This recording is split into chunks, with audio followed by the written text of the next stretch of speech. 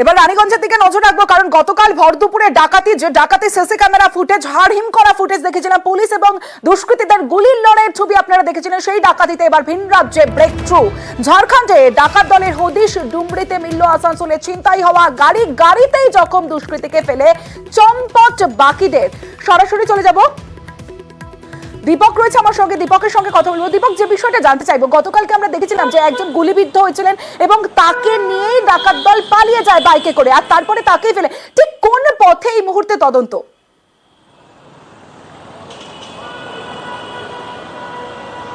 দেখো, গতকাল থেকেই আমরা বলছিলাম কি যে আসানসোল, দুর্গাপুর এইসব শিল্পাঞ্চলে দুষ্কৃতীরা কোনো ঘটনা ঘটিয়ে তারা গা ঢাকা নেয় বিহার অথবা ঝাড়খণ্ডে।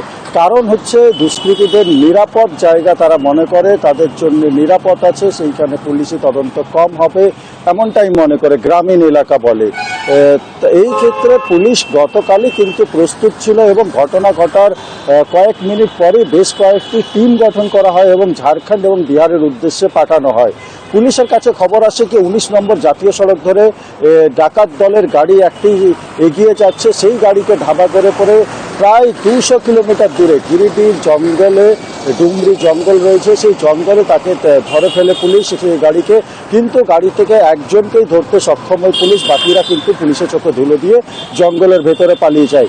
এরপরে ঝাড়খণ্ড পুলিশের সাহায্য নিয়ে পড়ে তল্লাশি শুরু করে এবং রাতের অন্ধকার নেমে যাওয়ায় পুলিশ কুকুর এনে তল্লাশি শুরু করা হয় এবং যাকে গ্রেপ্তার করা হয়েছে তার বাড়ি কিন্তু বিহারে।